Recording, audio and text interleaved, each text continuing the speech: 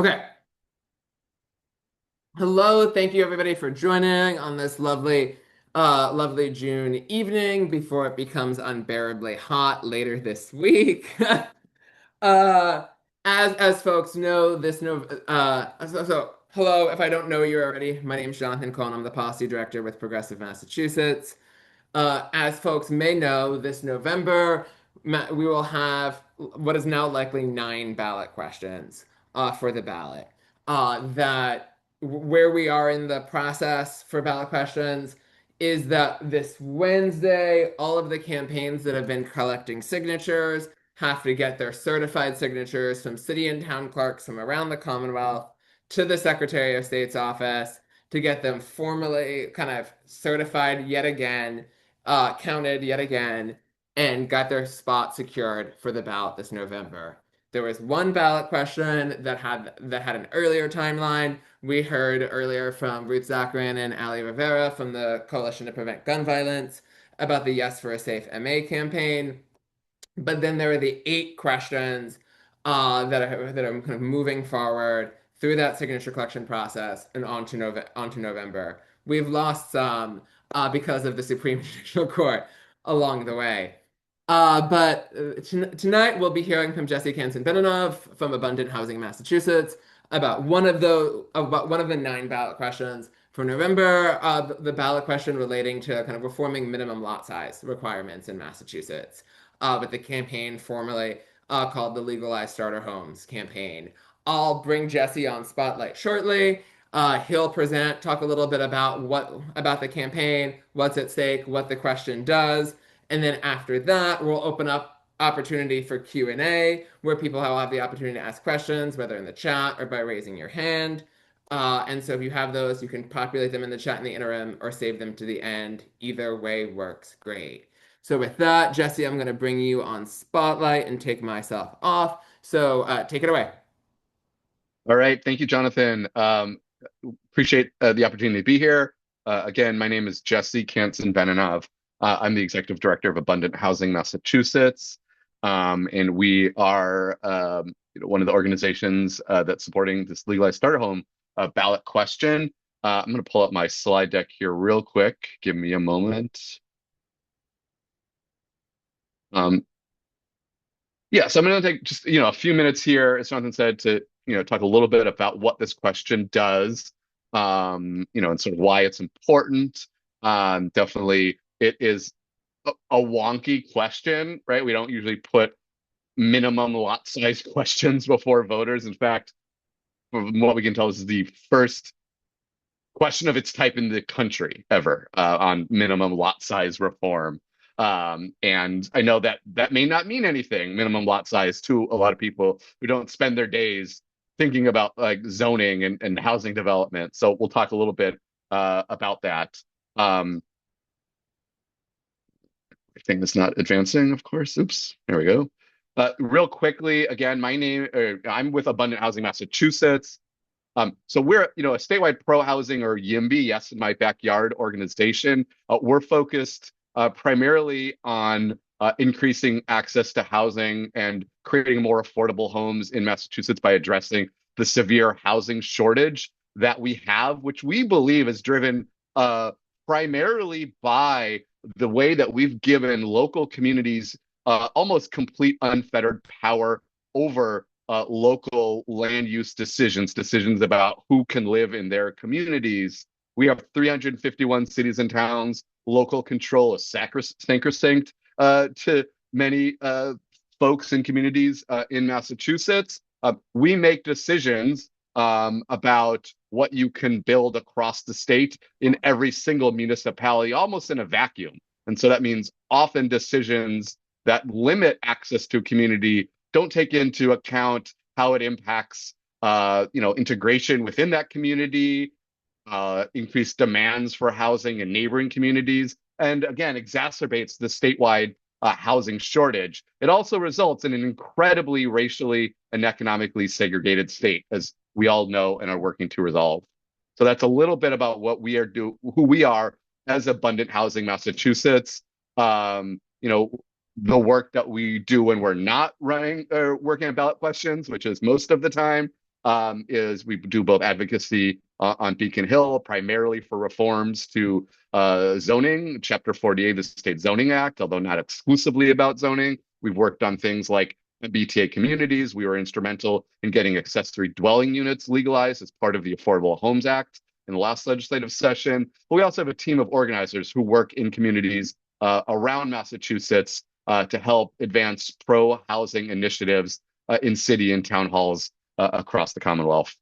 We as Abundant Housing Massachusetts are not the campaign, like the ballot question committee for Legalize Starter Homes. We work in concert with them and have done a lot of the sort of promotion and will be involved in the campaign moving forward.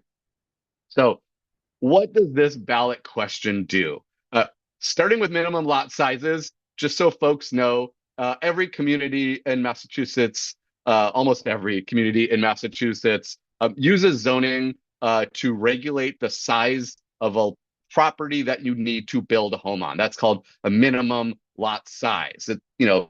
The average lot size in Massachusetts is more or less equivalent to an NFL football field. So think of Gillette Stadium.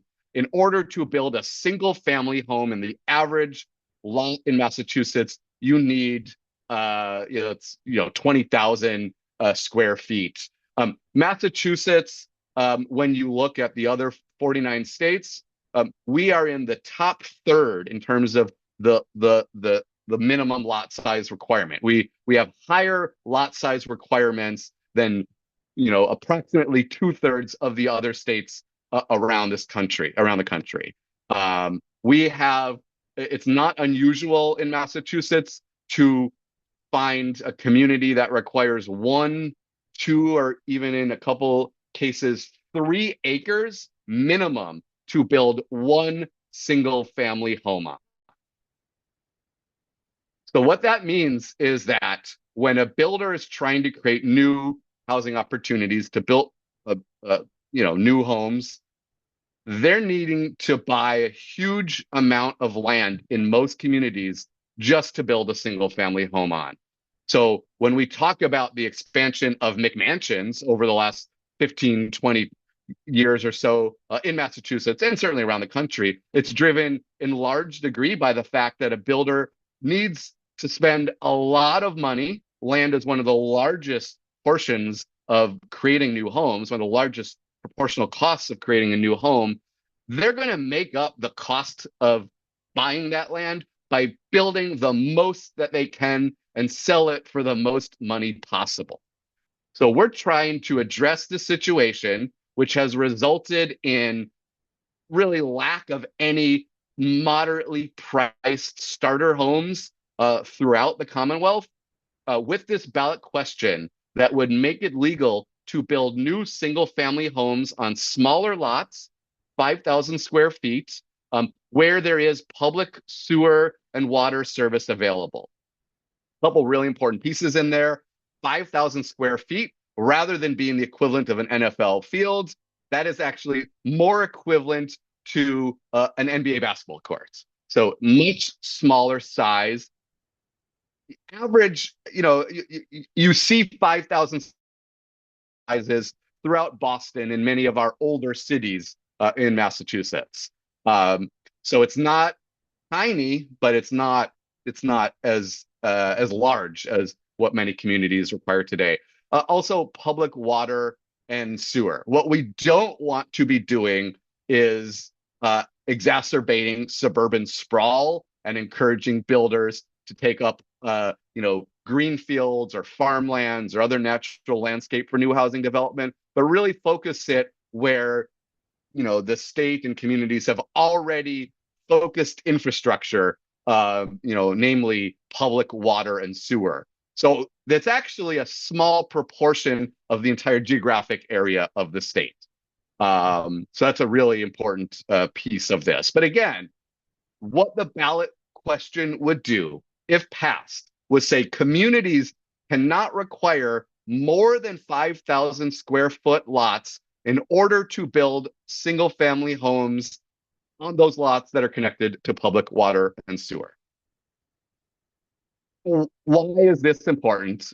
So we all know that Massachusetts faces a severe housing crisis and a severe shortage of homes, and that's exacerbating this cutthroat competition for for housing.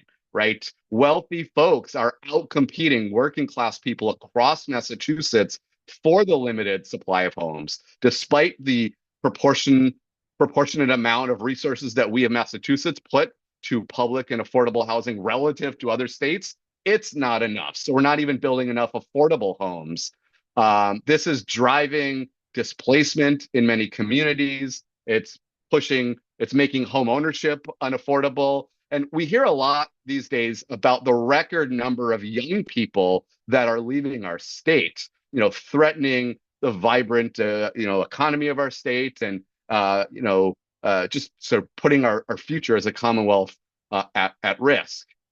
We know, based on research that the Healy administration has done recently, actually about 2 years ago, that we need to build at least 222,000 new homes between 2025 and 2035 just to meet the demand for homes in Massachusetts.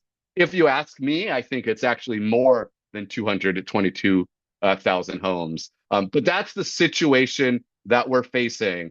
The cost of housing has exploded.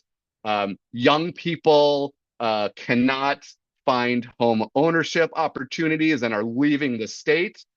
But it's also not just about young people. When we say legalized starter homes, that does often suggest people who are starting in home ownership, who are trying to gain home ownership for the first time.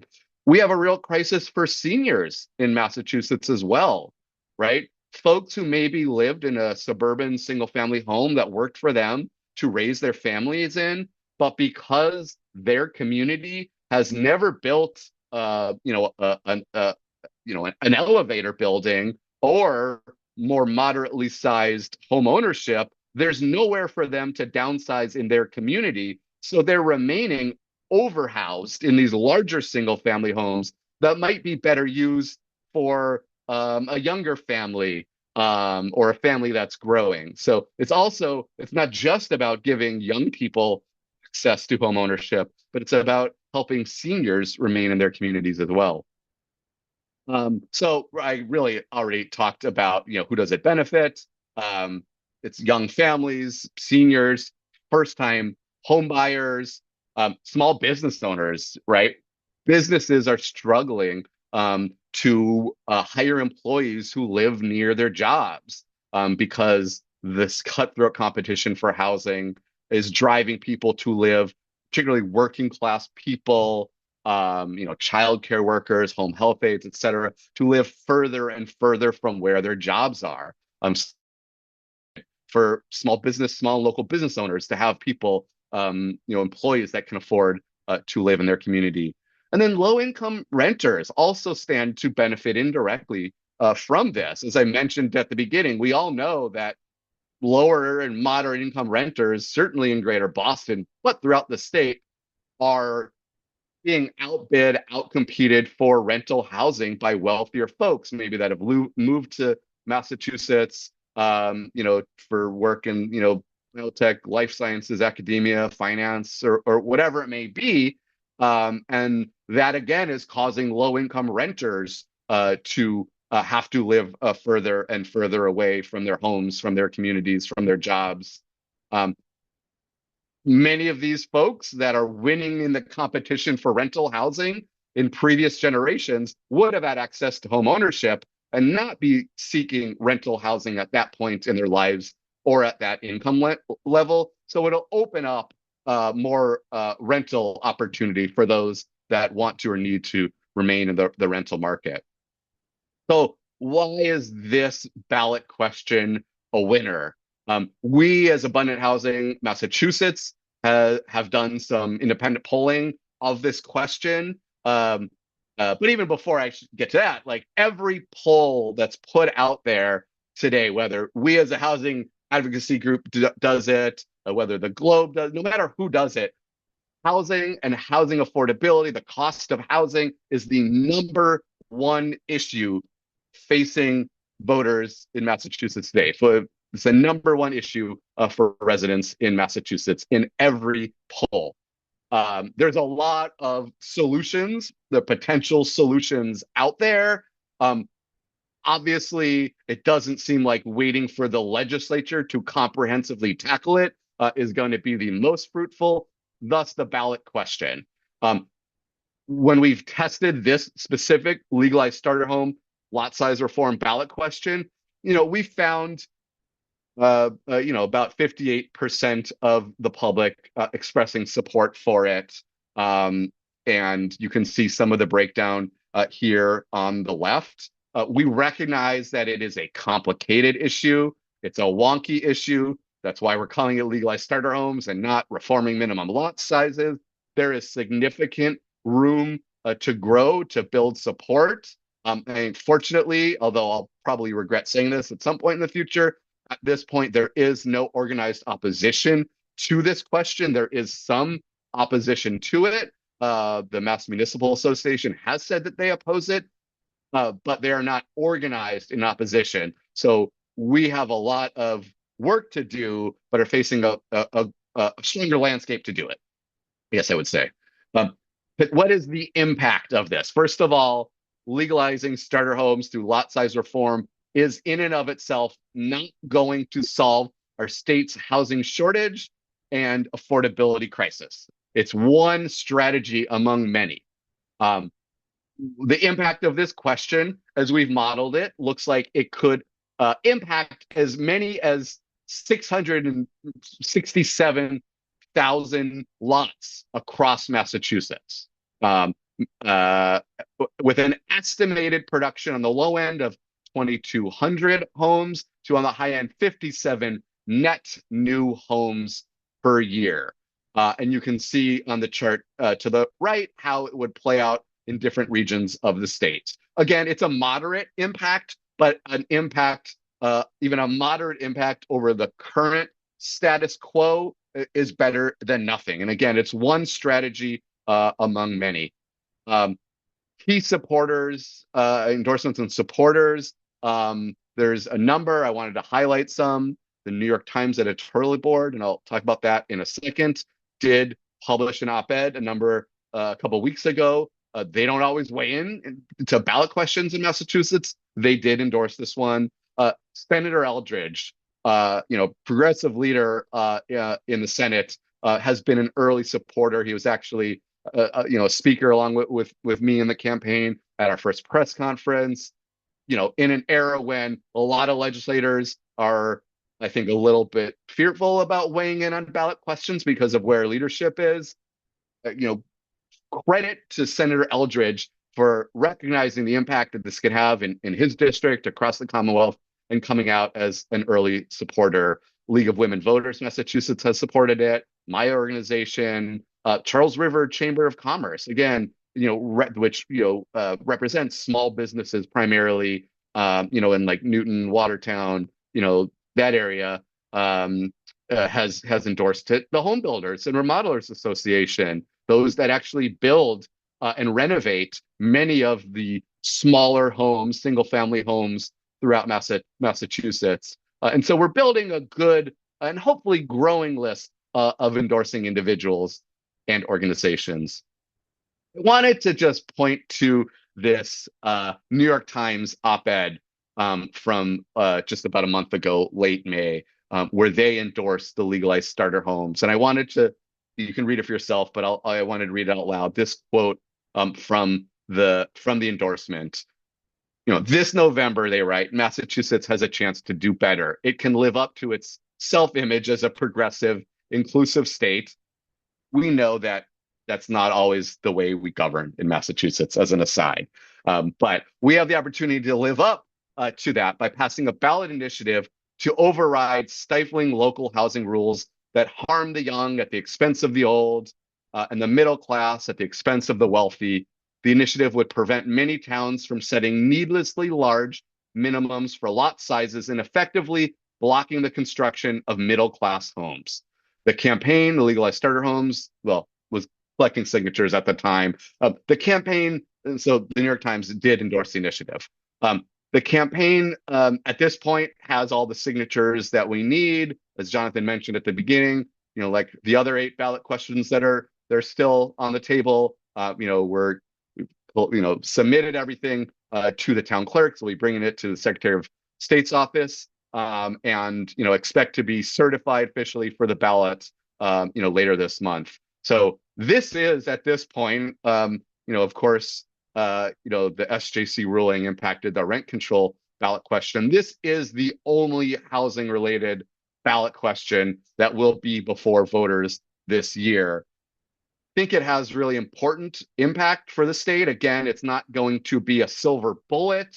We need to focus on moving forward other zoning reforms that will allow us to legalize the variety of types of homes at various price points that will help more people have access to more communities throughout Massachusetts. We need to continue the conversation about how to keep rents affordable for people, and keep investing in low and very low income housing production, which the market won't ever solve on its own. But this is a real important strategy, and we also, as Abundant Housing in particular, are hopeful that it passes because we think it can be a kick in the pants to the legislature, which again, has been very slow to move on issues like this in recent years, although notwithstanding the MBTA Communities Act and ADU legalization, they've otherwise been hesitant to talk about legalizing the variety of types of homes that are more moderately priced and affordable to more people through zoning reform. And so if this passes, I hope that will be, again, a kick in the pants to the legislature to do more and have more impactful policies that advances next legislative session. So I think that's the end of my slide deck. Happy to answer any questions. I know I covered a lot, and it's very wonky, I recognize. So, happy to clarify or dig in as you all see fit. Awesome. Thank you so much. And before we do Q&A, can we get a round of Zoom applause for Jesse? Thank you. So in terms of questions, if you have a question, you can either one, drop your question in the chat.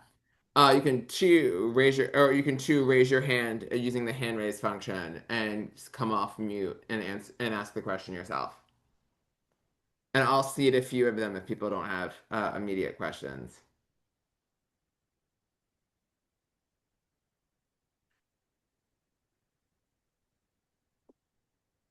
I Okay, answered everything. Ruth.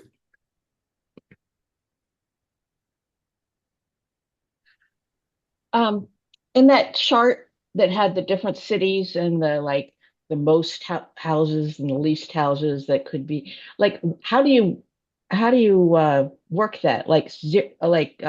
Greater Springfield area was like 0 was the lowest. So why would you say 0 as opposed to, I don't know, whatever the Berkshires, it said 9 or.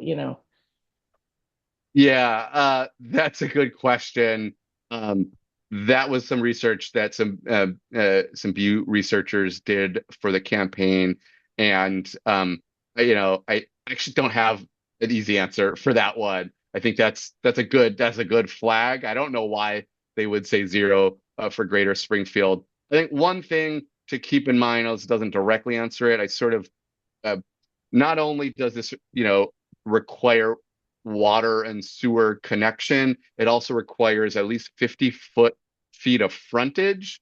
And so, which means you have to have at least 50 feet of your property that is directly accessible to the street, right? For emergency access, stuff like that. So there were a variety of calculations that went into that. I think looking at lots that are under or undeveloped. And again, I'm not giving you a full answer, Ruth. I apologize. I need to clarify why they have that 0 figure in there. But I think they're taking into account a lot of different inputs into the calculation. Also, I think demand is part of it. I think there is less demand for new home construction in the Springfield area, but again, I don't think it's 0. So good flag. Probably need to clarify that for future presentations. Great question. See a question from Kim in the chat. Let me just go back up to it. Of what towns have huge minimum lot sizes? Yeah, I don't have the list right in front of me, but a lot of the Metro West sort of suburban towns have larger lot size. The Wellesleys, Westons, Waylands, things like that. I believe Edgartown has 2 or 3 acre minimum lot sizes. Although they probably wouldn't be impacted by this because of the water and sewer requirement.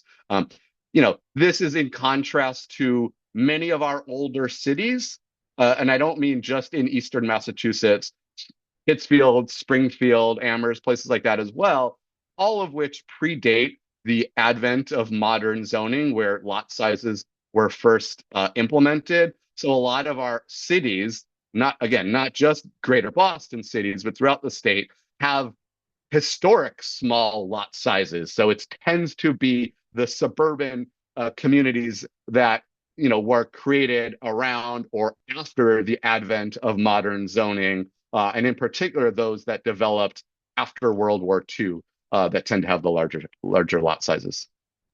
Yeah, it makes sense. Question from John in the chat. Does the minimal lot size include the possibility of building upwards, i.e., have thin apartment buildings? And does the ballot question also emphasize that homes should be priced to be affordable at a level around or below the median income?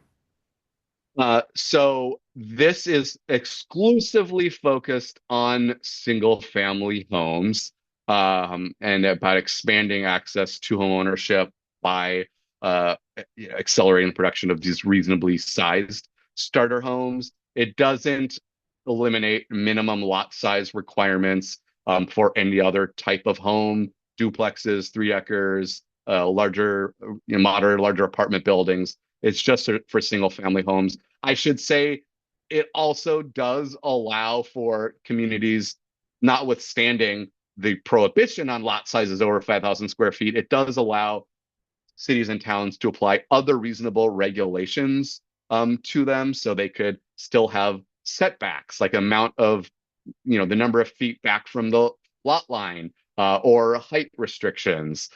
So there is still a little bit of flexibility for towns. Second part of the question, there is no requirement for the pricing of the homes under this. A lot of housing in Massachusetts, single family housing, is built. There are some larger subdivisions that are built, but they tend to be one off. A single family home here, another one over there. So you can't, it's economically doesn't work to require a home builder of a single home to make it be affordable. If they don't have any other sort of subsidy source coming into it.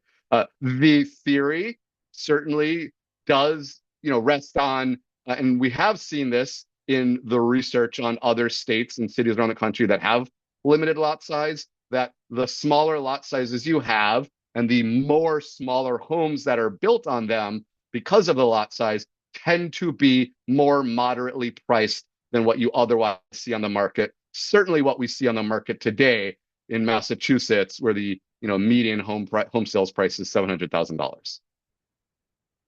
Great. And then I see a question in the chat from Carol, who notes that she's involved in housing in Brookline. Has anyone looked at some examples of how this will actually play out? We're almost fully built out, so would people expect to see older homes on larger lots replaced with townhouse style homes or something similar to that? Um, I, I would expect this to play out less so in a Brookline, more in other towns that aren't as built out.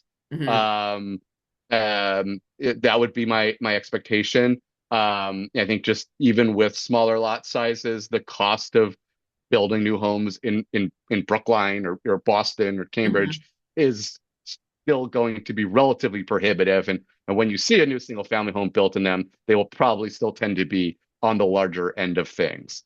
So yeah, I think this is going to be in some sense a little bit of an infill style housing opportunity. Or also, I guess I should clarify another piece of it. There are lot sizes, there are lots, that exist around the Commonwealth that existed before the advent of modern zoning, that Hmm. the zoning that controls that lot requires a larger lot than what you already have.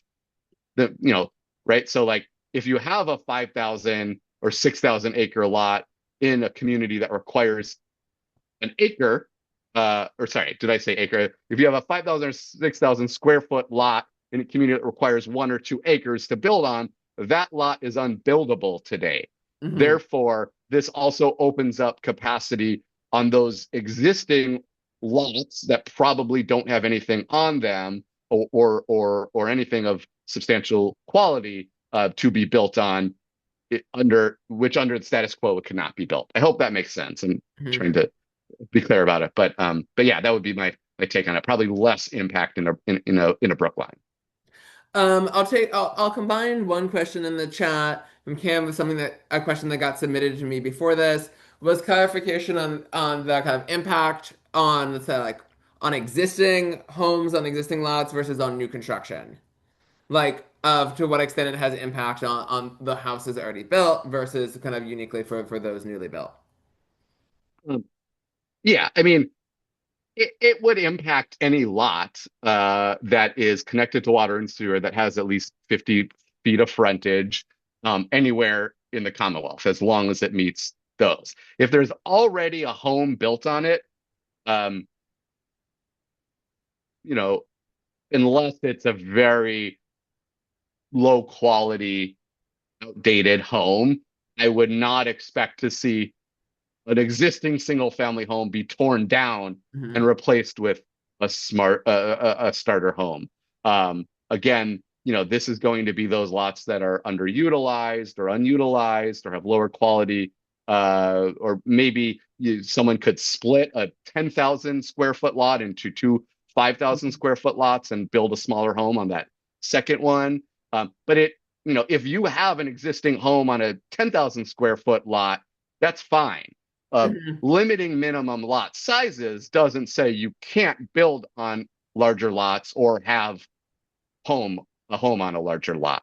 Hmm. So really, it's not going to have an impact, uh, most likely on those existing lots. I hope that's clear. Yeah, so like the thing that comes to mind with that is that when you have cases in various communities where they're talking about like rezoning some parcel of land into residential, from Yeah, whatever it was before, that then shapes how many unique units of housing yeah, you would be able to build there by limiting the minimum yeah, threshold for each. yeah, yeah, exactly.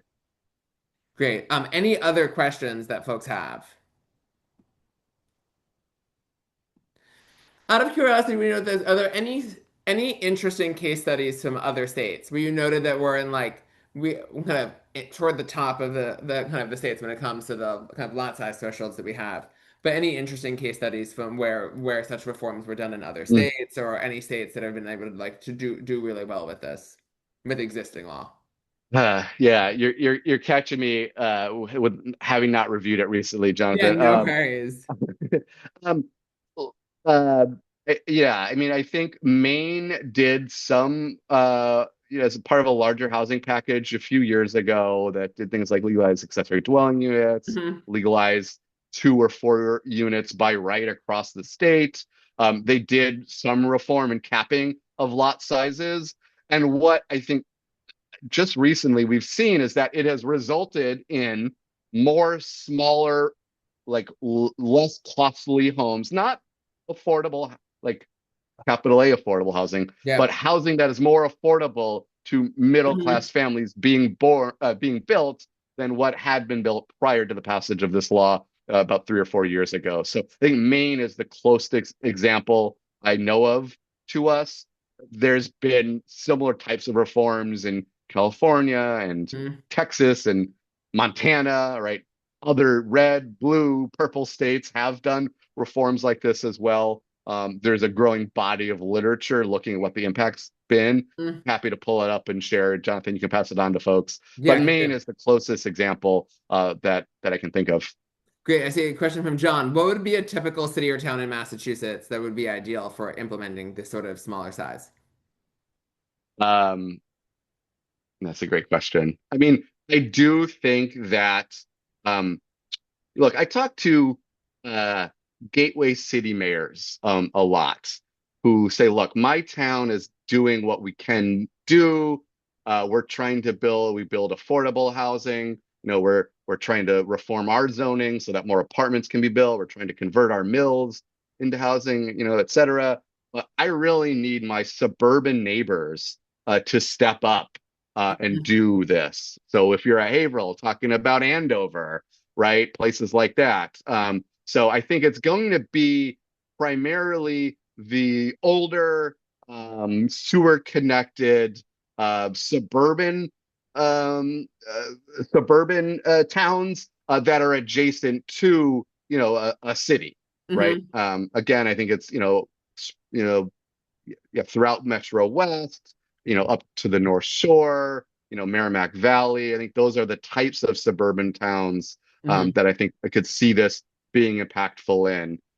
It's not going to have much impact on the Cape because there's not sewer in most of the Cape. Not really going to have impact on the islands, really not going to have impact in much of the Berkshires or even a lot of the Pioneer Valley, although around Amherst, Northampton, and their neighboring communities it could. So this is really about creating more opportunity in our suburbs that have had among the most Hmm. exclusionary zoning and are among the most segregated by race and class communities in Massachusetts, opening up some access to those communities and expanding home ownership in the process.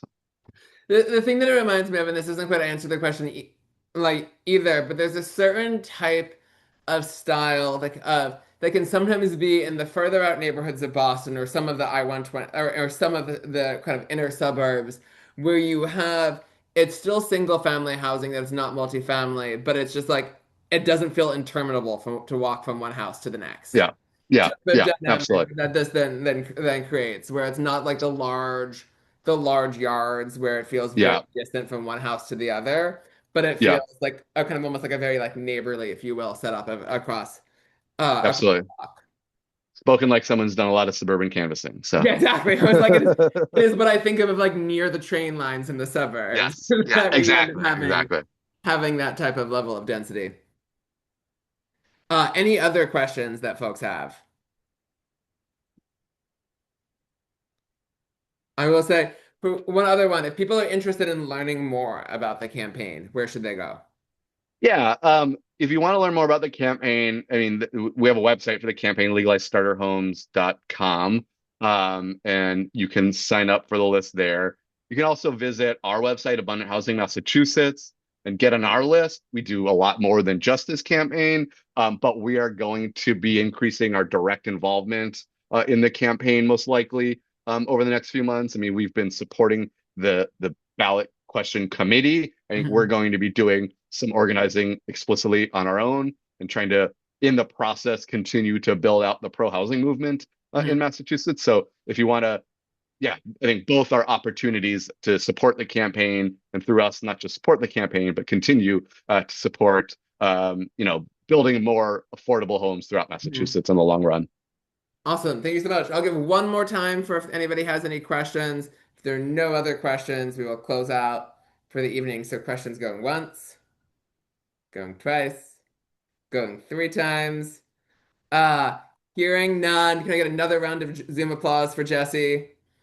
Jesse, thank you again so much Yeah, for thanks for joining having this me. evening and presenting. And thank you to everybody who joined us. And thank you for everybody who's going to be watching this on YouTube later on as well. Have a great evening, everybody. Thank you all.